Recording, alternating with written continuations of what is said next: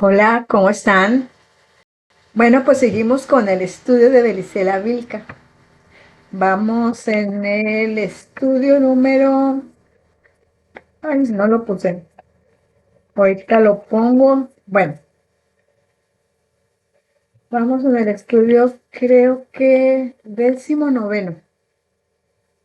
Sí, 19º. Ya ves, ya ven que les había dicho que Belisela Vilca, cuando escribió estas cartas, le ponía el número de día. Cuando inició, pues obviamente, día número uno, día número dos, día número tres. Y yo inicié desde antes, la vida de Belisela Vilca, desde antes que ella, que que el doctor Senaguel tuviera en sus manos el portafolio, lo que ella estaba escribiendo, el portafolio que llegó a su casa y lo abrió unos días y ya empezó a leer. De ahí ella puso día primero, día segundo, día tercero, lo que ella le estaba escribiendo, el mensaje al doctor Senaguel. Antes del mensaje al doctor Senaguel, yo conté la historia, cómo es que apareció en la historia de Luis Felipe Moyano Berisela Vilca.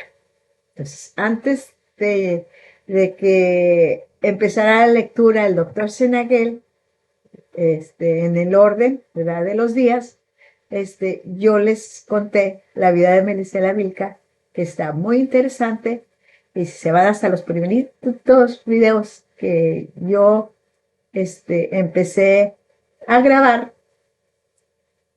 empecé con la vida de ella. Está bien interesante. Bueno, entonces vamos a proseguir en el estudio, ¿sí? La vez pasada estuvimos hablando acerca de que se estaban preparando, o más bien ya estaban preparándose para hacer la primera cruzada, ¿sí? Y los goles ya tenían listo, a todos los caballeros guerreros listos para emprender el viaje hacia Jerusalén, porque Turquía invadió todo el oriente. Conquistó pues, casi todos los países del oriente y también incluyendo a Jerusalén. Entonces, los Pollens se preparan para ir a Jerusalén. Ellos no iban, ellos no iban como así, para guerrear y para ganar la guerra.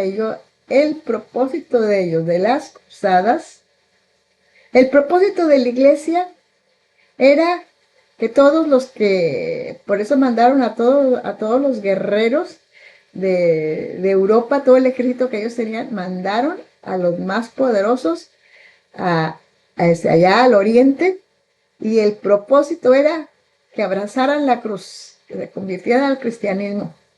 Y eran bárbaros, los mataban a los que no querían. Entonces, todos los de Oriente, nosotros sabemos que los turcos y los árabes y todos ellos, pues practican otras religiones y no el cristianismo. Pero la Iglesia Católica, pues ya empezaron con las cruzadas, que todo el mundo tenía que ser cristiano, quieras o no quieras. Entonces mandan, sí, pero van ponen ahí unas indulgencias de que van a ser compasivos, misericordiosos con aquellos que abracen la cruz. Los demás, pues no iban a tener ese privilegio. Entonces, después de eso, tuvieron una gran victoria los goles, ¿verdad? Los caballeros templarios tuvieron una gran victoria, conquistaron a Jerusalén, la invadieron. Y y bueno, también habla acerca de que bueno, ya sabemos que ellos iban por las tablas de la ley, pero no era nada más ve por ellas y tráetelas, no. Había una clave secreta para poder descifrar las 22 las 22 letras del alfabeto, este, de los, pues de los hebreos, ¿verdad? De cómo está escrita la Torá, del alfabeto hebreo, del alfabeto de la Torá. Es el alfabeto sagrado, ¿sí? Entonces, ellos tenían que descifrar y tenían que saber mucho de Kabbalah acústica y de Kabbalah numérica para poder descifrar qué es lo que decía, porque había un secreto para que fueran sabios. La máxima sabiduría la tenían las tablas de la ley y a eso fueron ellos. Entonces dice, en el estudio pasado, eso es lo que estuvimos viendo. También dice que en 1112 la comunidad está lista para recibir al grupo de iniciados que le dará la definitiva conformación. Luego de 3 años de estudiar los detalles finos, San Bernardo se aboca a fundar un monasterio adecuado exclusivamente para poner ahí las tablas de la ley y para poder estudiarlas con todos los rabinos que ellos convocaron en Europa, con el pretexto de pasar del hebreo a los otros idiomas latinos, ¿sí? Manuscritos, y todos los judíos, todos los rabinos de Europa, pues encantados de la vida, porque pues eso era su vida, eran cabalísticos con mucha experiencia. Se lo llevaron allá a Jerusalén y bueno, pues lo lograron. Y luego pues ya aquí nos está diciendo Belisela Vilca en sus escritos que pues fundaron un monasterio adecuado para el secreto que llegaría de Oriente. Una vez terminado con el pretexto, fíjate, el pretexto de efectuar traducciones de textos hebreos. Ese fue el pretexto de los golem de la Fraternidad Blanca, ¿verdad? Que pues todos estaban allá matándose y todo con las cruzadas y ellos aprovecharon y vámonos, para que nadie se dé cuenta de todo lo que tenían ellos planeado. Años, cientos de años planeado esto. Sucede entonces, sí, que se convoca, como les dije ahí, a los principales cabalistas de Europa para colaborar en la tarea de descifrar las tablas de la ley. Y pues lo lograron y todo les fue bien. Y a ver, déjenme ver qué más. Entonces ahí, cuando ellos logran descifrar, con la ayuda de los rabinos cabalistas, descifrar, pues, la fraternidad blanca, dice aquí el estudio, que eran 3 sacerdotes y 6 caballeros templarios. A esos 9 les pusieron ahí los de la fraternidad blanca, caballeros, déjenme ver, caballeros, dice caballeros de temple. Por eso se les decía los templarios, los caballeros templarios. Caballeros de temple, aunque ellos preferían llamarse únicos guardianes del templo de Salomón. Pero no, la fraternidad blanca les puso caballeros de temple. El secreto llegó a sus manos y se presentaban para escoltar a las tablas de la ley a Europa. Se les unieron Vera y Birsa, que eran los más peligrosos, ¿sí? Dice, los mismos que desvivieron a las brayas de la casa de Tarsis. Bueno, eso es un repasito del estudio anterior. Ahora vamos a ver el estudio que vamos a estar viendo ahora, ¿sí?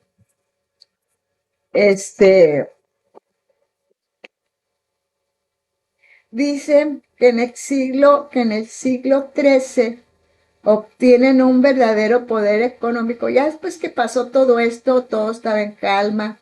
Ellos ya tenían controlado toda Europa, ya estaban controlando el oriente, invadieron Jerusalén, entraron muy cómodamente allá, como que si fuera su casa, encontraron las tablas de la ley, nadie les hizo no, ¿qué están haciendo? ¿Quién les dijo no? Ellos todo tenían control. Entonces como que bajó la calma. La guerra seguía. Las cruzadas seguían, porque el plan era evangelizar a todo el mundo para llegar hasta que llegaran a que el reino sería uno para el uno y se tomaría el control los elegidos, ¿verdad? Bueno, entonces dice aquí que el objetivo oculto de las cruzadas era conseguir el arca de la alianza y eso se había logrado, como les estaba platicando ahorita. El mantenimiento de la guerra santa era fortalecer la orden del temple y a la iglesia. Las siguientes cruzadas permitían a los papas demostrar su poder sobre los reyes y nobles y al orden del temple, acrecentar sus riquezas. Mientras continuaba la guerra, la orden iba construyendo una formidable infraestructura económica y financiera. Ellos decían que aquel poder servía para sostener la cruzada, servía para sostener la cruzada de los caballeros templarios. Pero en realidad se estaba asistiendo a la fundación de la sinarquía financiera. Pronto desarrollaron una red bancaria que operaba con el novísimo sistema de las letras de cambio. O sea, los judíos eso hacían. Tú pedías un préstamo, te hacían luego una letra de cambio, fírmale, y ahí te la tenían. Y si no pagabas, te quitaban hasta la vacinica. Bueno, entonces dice, los banqueros, dice, las letras de cambio, inventado por los banqueros judíos, obvio, de Venecia, y tenía su sede central en la casa del Temple de París, verdadero banco provisto de tesoro y cámara de seguridad. Practicaban el préstamo a nobles, reyes, cuyos pagarés y otros documentos avanzadísimos para la época se guardaban en las cajas fuertes de la orden. En otras responsabilidades se les había confiado la administración de los fondos de la iglesia y la recaudación de impuestos para la corona de Francia.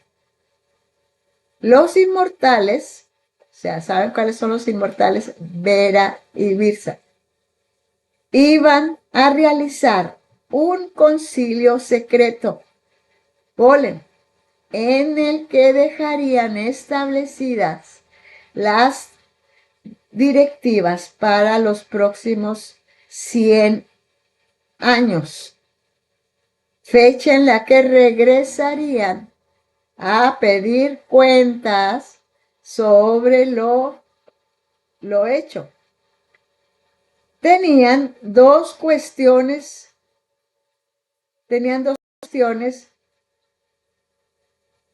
que, tenían dos cuestiones que se tenían que resolver cuanto antes, ¿sí? Las dos sentencias, dice, dos sentencias de exterminio. Una contra la casa de Tarsis, eso ya lo sabemos, y que estaba pendiente de antigüedad. La otra, los cátaros y albigenses Languedoc, Aragones. Esta era reciente y tenía que ejecutarse.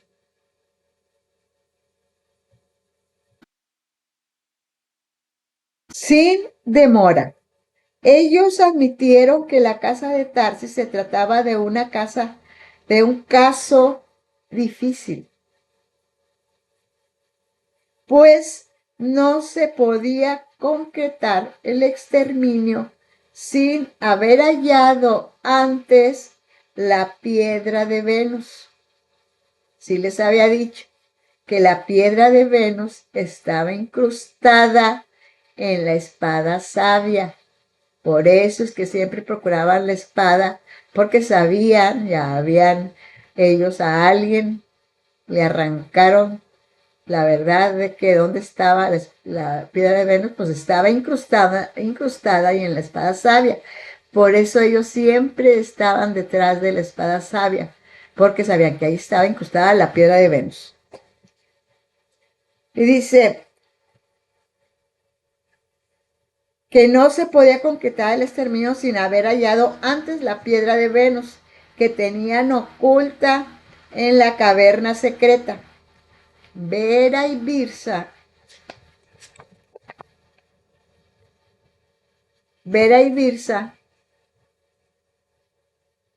deciden atacar a los miembros de la familia. Se trataban de 3 personas: el obispo de Zaragoza, Lupo de Tarsis, su hermana viuda y amadura que vivía junto a él en el obispado, Lamia de Tarsis, y su hijo novicio de 15 años llamado Rabás. Los secuestraron, los torturaron. Los torturaron empezando con el obispo,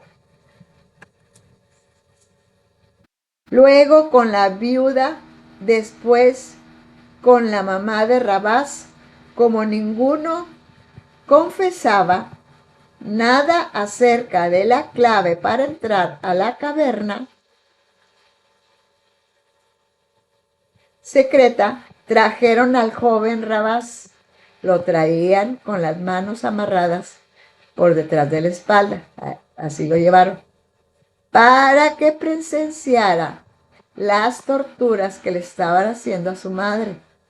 El joven, al ver y escuchar los gritos de su madre, la tenían acostada en una mesa y vio cómo le estiraban los brazos estando acostada sobre una mesa. Entonces estaba helado de espanto y los malvados golem tenían dibujada en sus rostros una sonrisa triunfal que ya contaban por anticipado con la confesión que el joven Rabás iba a dar, porque lo vieron pues horrorizados, como no, al ver a su madre que le estaban arrancando los brazos. Pero no contaban que el joven de la casa de Tarsis, o sea, Rabás, el jovencito este, tenía la locura mística de los señores de Tarsis y que se manifestaba como el valor absoluto de la sangre pura, un valor tan elevado que resultaba inconcebible cualquier debilidad frente al enemigo, sin que pudiese impedir, ellos no pudieron impedir que el joven Rabás, impulsado por una locura mística, dio 2 saltos y se situó junto a su madre, que lo observaba con la mirada brillante. Y entonces, de una sola dentellada, le destrozó la vena yugular izquierda, causándole una rápida muerte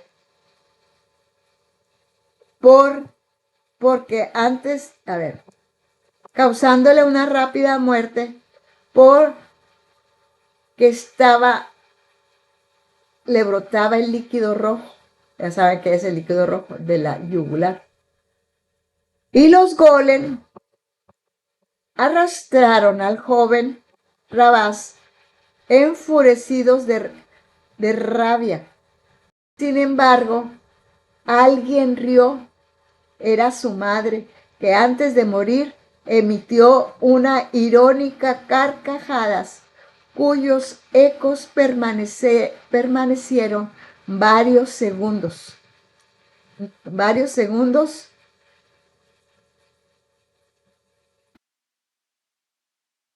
Y Rabás, que acababa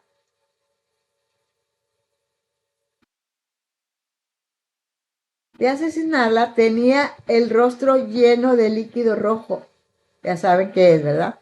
Sonreía, aliviado, al comprobar que ella ya no existía. Los goles estaban pálidos de odio y torturaron al joven Rabás hasta desvivirlo.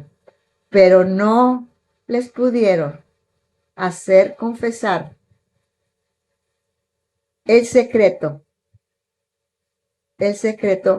para abrir las cavernas secretas. Los mataron a todos ellos horriblemente.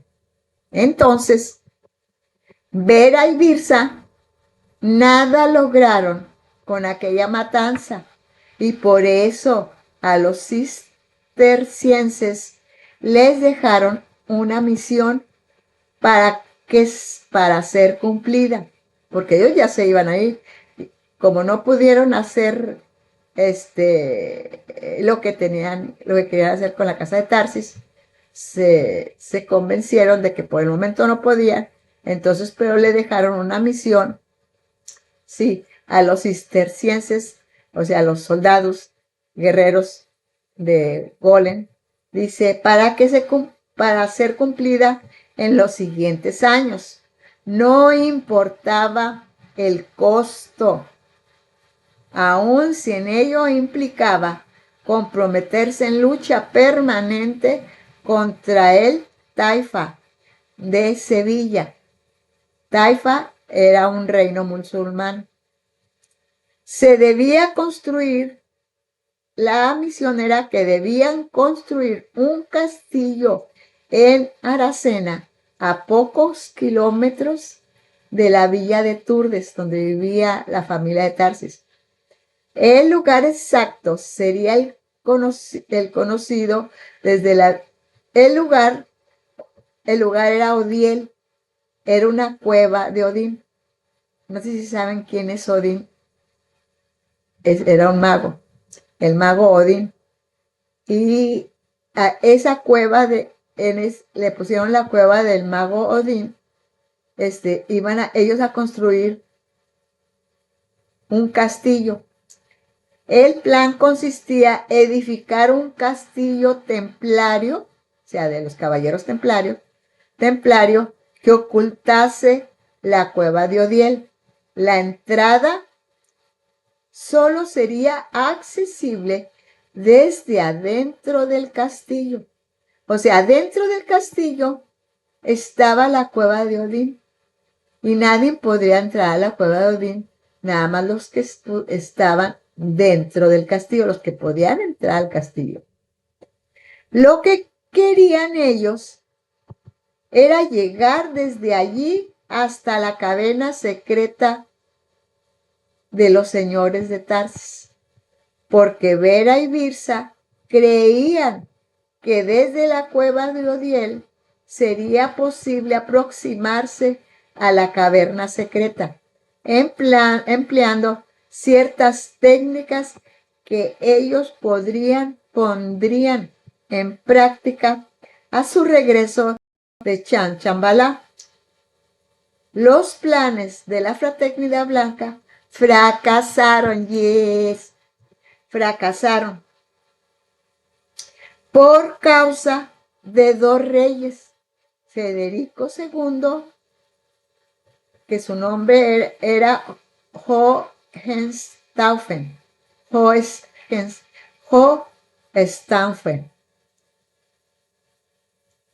y Felipe, Hohenstaufen, emperador del Sacro Imperio Romano Germano, y Felipe IV el Hermoso, rey. Bueno, él era Felipe IV, era el Felipe IV y el Hermoso, rey de Francia. Ambos reinaron en países distintos y en periodos distintos, en periodos históricos diferentes. Dice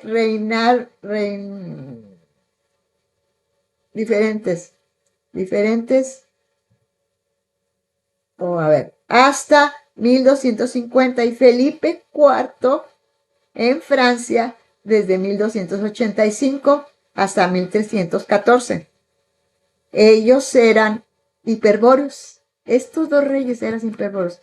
Por causa de estos dos reyes hiperbóreos, ¿sí?, que se pusieron firmes, que eran de sangre pura, por eso los de la Fraternidad Blanca fracasaron en todo lo que habían hecho de trabajo de 600 años. Tanta gente que mataron, que desvivieron. No puedo decir la palabra. No se puede decir, ¿verdad? Dice Actos. Sin embargo, un nexo oculto explica y justifica los actos altamente estratégicos desplegados por estos extraordinarios monarcas. La oposición de la sabiduría hiperbórea. Con la elección del Papa Inocencio, fíjense, mucho ojo con este mandatario de la Iglesia Católica, Apostólica y Romana. Dice, con la elección del Papa Inocencio III en 1198, los Golem juegan sus últimas y más importantes cartas. Este pontífice proclama la vigencia de la teoría de Gregorio VII sobre las dos espadas, sobre las dos espadas, una temporal, sobre las dos espadas, no me quiero equivocar, sobre las dos espadas, una, la temporal del emperador,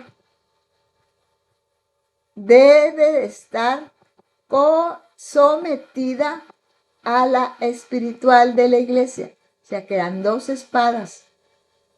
La temporal que tenía el emperador y la espiritual que tenía la iglesia. Eran dos espadas. ¿Sí? Este papa tiene todos los triunfos de los Golem. Es también tutor, fíjense, es tutor y regente del joven príncipe Federico de Sicilia, principal heredero de los Hohenstaufen.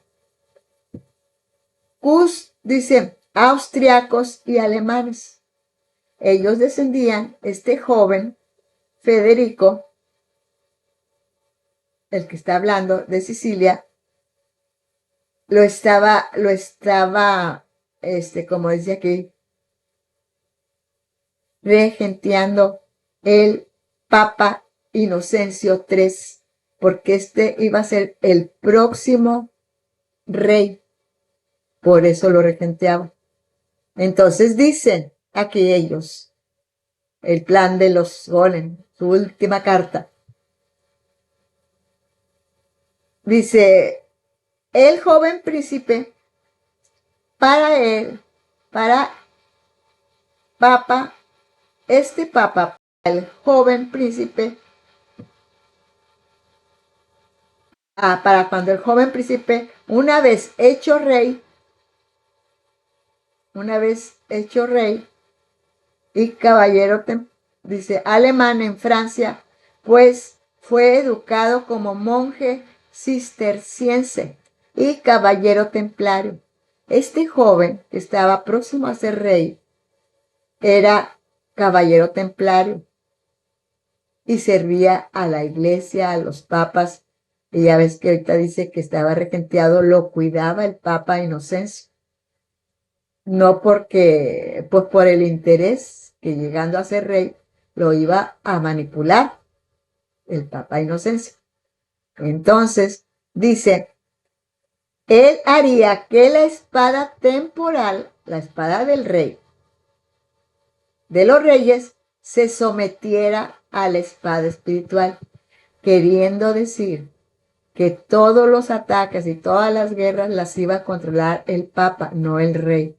Por eso decían dos espadas.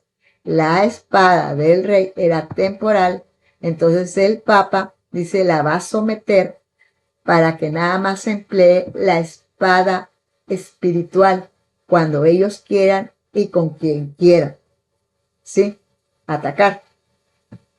Entonces la cual dice, la espada temporal de los reyes se sometiera a la espada espiritual de la iglesia, la cual tiene la cruz de Cristo. Y el plano del templo sería asiento de todo el mundo. O sea que el templo, la iglesia, iba a ser el asiento de todo el mundo, porque pues estaba controlada por el pueblo elegido. Un sitio para el Mesías, Dios creador, a sus representantes. O sea, los papas son los representantes aquí en la tierra de Dios.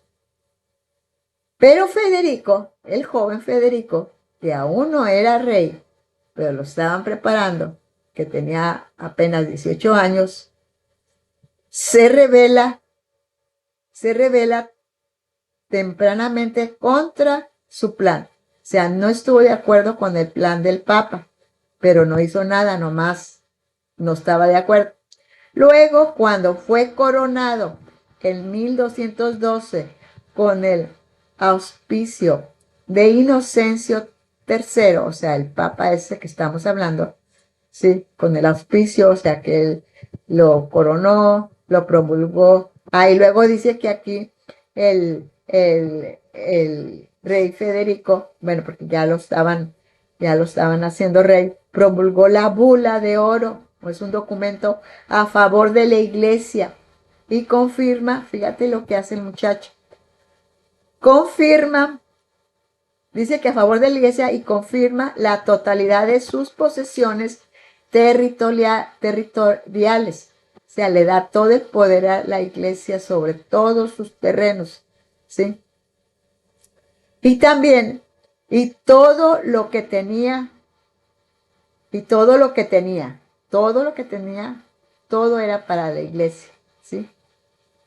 Dice, y todo lo que tenía a aceptar a sí mismo renunciar tanto a él como a cualquier rey alemán futuro. O sea, en ese momento él estaba dispuesto a renunciarse aún a sí mismo, ¿verdad? Por estar tan entregado en esa fe, en ese cuidado de la iglesia, ¿sí? Y hasta ir en contra de otro, si hubiese otro rey alemán futuro, en un futuro. Dice, a la elección de los obispos y abades.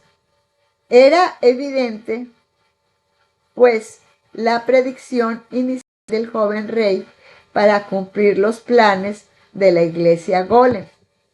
Pero muy pronto esa actitud cambió hasta tornarse hostil hacia sus antiguos protectores. Ya empezó a fastidiar, ya era molesto para él, los Golem, el Papa, todos ellos. Dijo, ¿qué hacen? ¿Qué están haciendo? O sea, sí, tuvo una actitud hostil contra ellos. Dice, actitud cambió hasta tornarse hostil hacia sus antiguos protectores. Las causas fueron dos. La primera, la reacción positiva de la herencia de su sangre pura, gracias a la proximidad histórica del Graal. Y luego vamos a estar hablando qué es el Graal. Luego de haber venido a hablar con él, porque vinieron a hablar con él unos iniciados y porvorios, pero porque él los llamó, porque quería saber qué estaba pasando con él, porque él ya no aceptaba nada no del cristianismo, no aceptaba nada de todo lo que los Golem, los sacerdotes Golem y el Papa, todo lo que estaban haciendo, hasta él era un templario. Ya no le entraba en su mente que eso no estaba bien.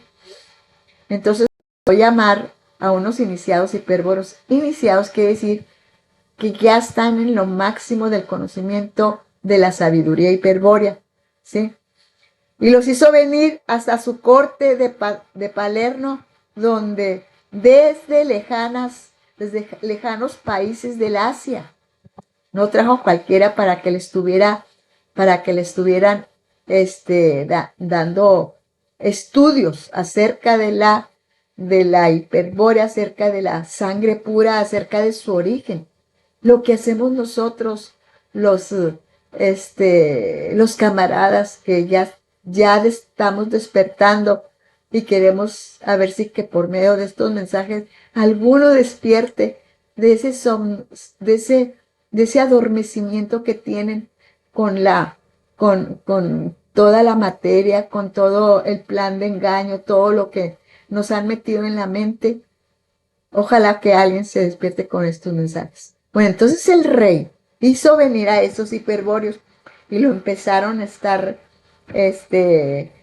ahí estuvieron viendo la sabiduría, el conocimiento, cómo pasó, todo lo estuvieron ministrando, vaya. Comenzó a rechazar la idea de los Golem, que estaba siendo completamente dice, de los Golem que estaba siendo ampliamente publicitada por la red benedictina. De que fíjate lo que estaban haciendo escritos por todos lados. Ya ves que antes se ha visto las películas antiguas de esos tiempos, de los 1100, 1200 años, cuando los bizantinos y todo ponían los anuncios en las casas, en los postes, donde sea, clavando, y toda la gente salía. No tenían que andar gritando ni que hacer ningún congreso así para que la gente escuchara, nomás estaban clavando en todas partes para que toda la gente supiera esto que estaban haciendo los bizantinos. El rey no estaba de acuerdo, dice, en lo que estaban haciendo, ampliamente publicando por la red benedictina de que el mundo debía ser regido por un Mesías teocrático. ¿Saben lo que es decir? Quiere decir Mesías teocrático, del ungido, del un único ungido, teocrático de un solo Dios, ¿sí? Dice de un Mesías teocrático, un sacerdote puesto por el Dios creador sobre los reyes de la tierra. Eso es lo que ellos estaban anunciando por todos lados. Y luego dice, contrariamente afirmaba Federico II, o sea, el rey Federico Hiperborio II, el mundo esperaba, fíjate lo que él dice, el rey. Ahí la máxima ley era el rey ahorita. Ya no era el papa, ya no eran los golems, era él. Entonces él dice, contrariamente afirmaba Federico, el rey Federico II, el mundo esperaba un Mesías imperial, un rey de la sangre pura, que impusiese su poder por el unánime reconocimiento de los señores de la tierra, un rey que sería el primero del espíritu y que fundaría una aristocracia de la sangre pura, en la que solo tendrían cabida los más valientes, los más nobles, los más duros, los que no se doblegan frente al culto de las potencias de la materia. Eso es lo que anuló todo lo que ellos estaban haciendo para poner sus propias palabras, ¿sí? De quién debería de ser el Mesías, cómo debería ser el Mesías. Dice la doctrina que el rey Federico II expresaba con tanta claridad en la síntesis de una idea que se venía desarrollando entre los miembros de su estirpe. Les voy a leer como lo estoy haciendo. ¿Sí? Dice, ciertos iniciados hiperbóreos que el mismo rey Federico II hizo venir hasta su corte de Palermo desde lejanos países del Asia y cuya historia no me podré detener relatar en esta carta.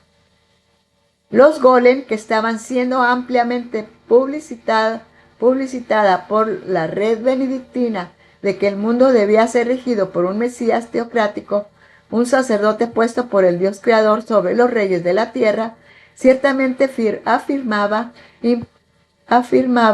Federico II, el mundo esperaba un Mesías imperial, un rey de la sangre pura, que impusiese su poder por el unánime reconocimiento de los señores de la tierra, un rey que sería el primero del espíritu y que fundaría una aristocracia de la sangre pura, en la que solo tendrían cabida los más valientes, los más nobles, los más duros, los que no se doblegan frente al culto de las potencias de la materia. El rey Federico II naturalmente se sentía llamado para ocupar ese lugar. La doctrina que Federico II expresaba con tanta claridad era la síntesis de una idea que se venía desarrollando entre los miembros de su estirpe, desde el emperador Enrique I el Pajarero. Tal idea consistía en la intuición del poder real que se legitimaba solo por una aristocracia del espíritu, la cual estaba ligada a la sangre, de la sangre. Luego fue evidente, y así comenzó a afirmarse, que si el rey era legítimo, su poder no podía ser afectado por fuerzas de otro orden que no fuesen espirituales. La soberanía era espiritual y por lo tanto divina.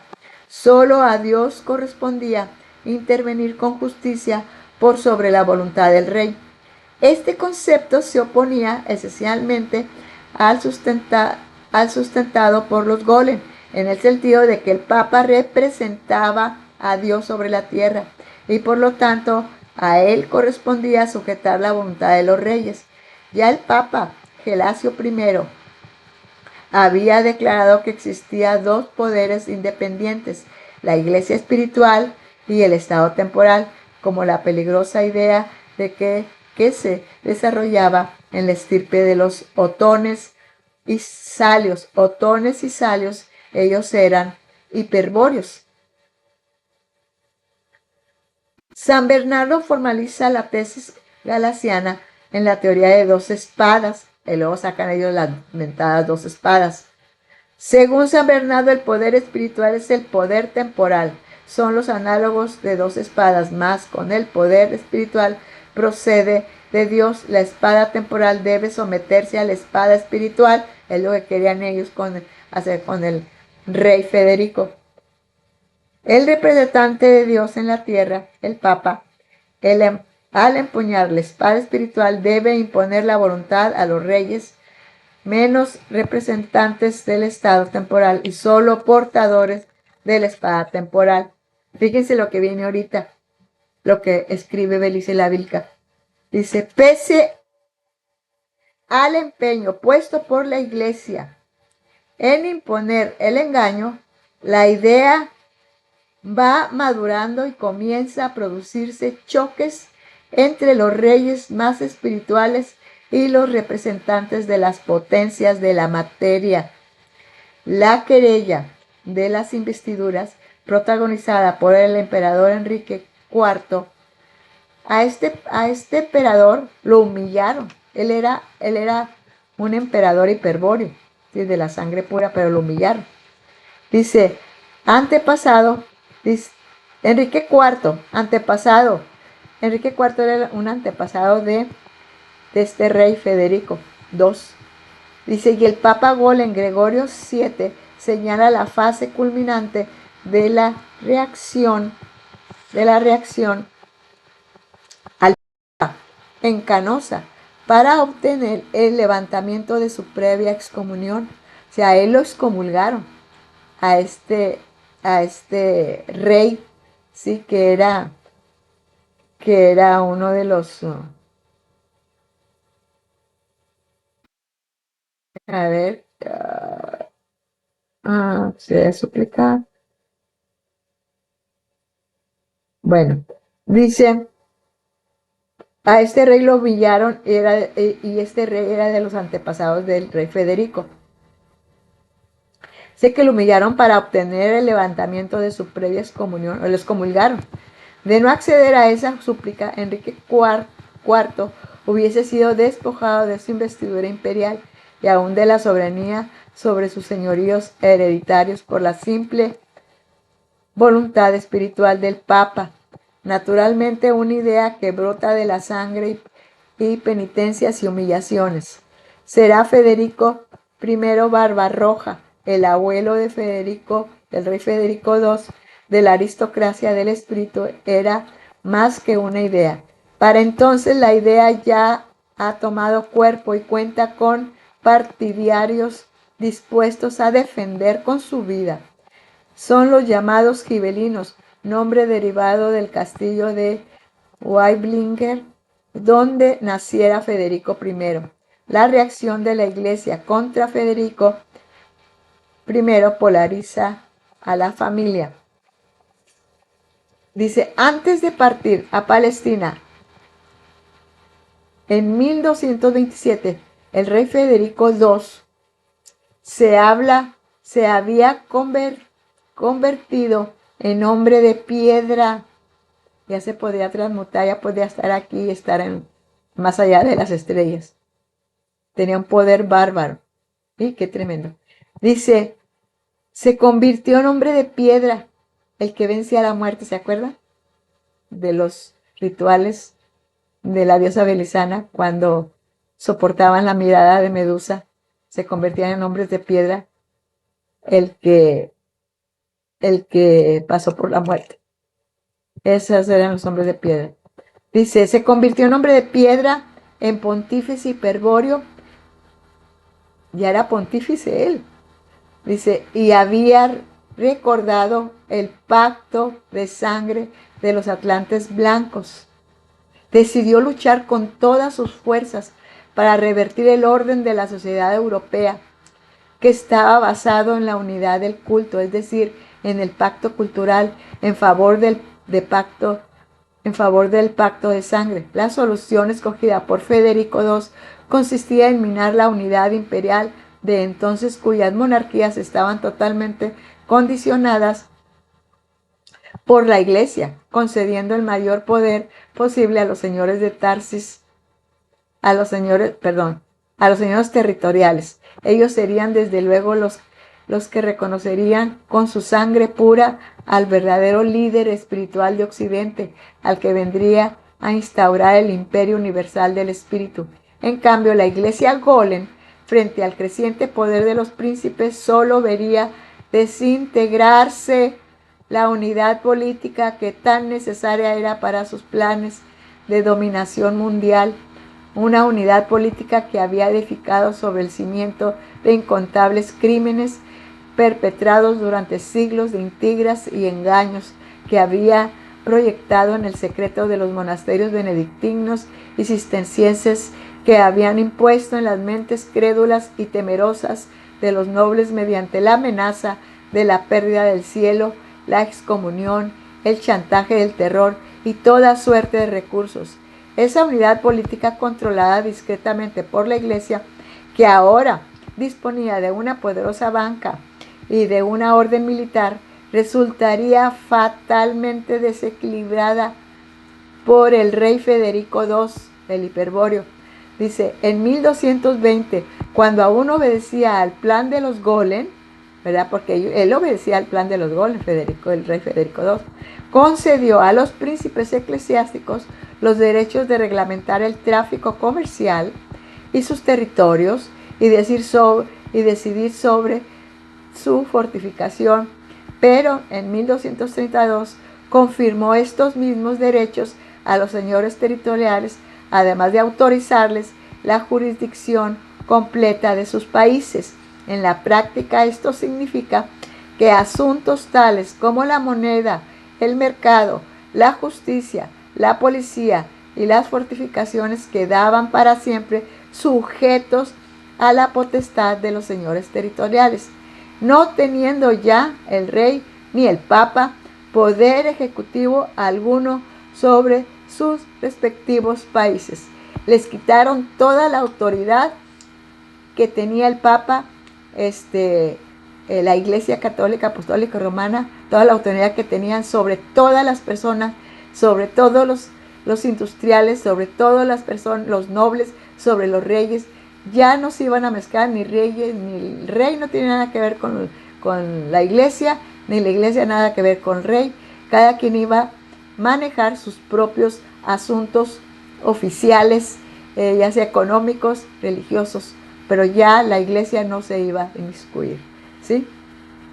Entonces dice, después de la muerte del rey Federico II en 1250, jamás conseguirá la Iglesia de los Golem otra oportunidad semejante para cumplir con los planes de la Fraternidad Blanca. ¡Yupi! Dice, en Alemania sobrevendrá el interregno, durante el cual los señores territoriales se harán cada vez más poderosos e independientes, y en Francia gobernará Felipe IV el Hermoso, quien incluirá la obra de Federico II, procediendo a aniquilar a la orden del Temple. Iban a ser perseguidos todos los templarios, toda la orden de los caballeros templarios, y a desmantelar la infraestructura de la sinarquía financiera. ¿Qué tal? ¿Cómo les quedó el ojo? Para que vean que la verdad al final triunfa. La sangre pura triunfa. Los hiperbóreos triunfaron en todo eso. Todo lo que habían hecho todo se les vino abajo. Todos los planes de la Fraternidad Blanca se vino abajo gracias a la intervención de este rey hiperbóreo de sangre pura y que se convirtió en hombre de piedra, el que ha pasado la muerte, el valeroso, el poderoso, nunca lo vencieron. Y el siguiente rey siguió con los mismos pasos de él hasta lo que es ahora todos los países, pues ya no los dirige la iglesia, pero bueno, creo que ahorita ya están otra vez porque siempre van a estar haciendo eso y nunca lo van a publicar, obviamente. Pero bueno, esto ha sido todo por hoy. Espero que les haya sido, espero que haya muchos que empiecen a oír, vean este video y cuando lo vean, por favor, eh, recomiéndenlo, porque esto es bien importante para que vean lo que es un hiperbóreo, lo que puede hacer un hiperbóreo. Aunque te toque sufrir, aunque todos vamos a sufrir en este mundo, porque por eso nos hicieron venir para sufrir y para ser buenos, y como no podemos ser buenos porque nos impide el alma, deseos carnales, pues no vamos a hacer el plan que ellos tienen para nosotros. Entonces nos vuelven a mandar y volvemos a sufrir, nos vuelven a mandar y volvemos a sufrir. Entonces una vez que tú empiezas a despertar, ya no vas a pertenecer a ellos, ya no vas a pertenecer. Estamos aquí, comemos, trabajamos, atendemos a nuestros hijos, atendemos la casa, sí, pero conscientemente ya no pertenecemos a esta materia, a este mundo que tenemos, que estamos regresando. Ya empezamos el regreso al origen, vamos en camino a casa, ¿ok? Bueno, que la pasen bien, hasta luego.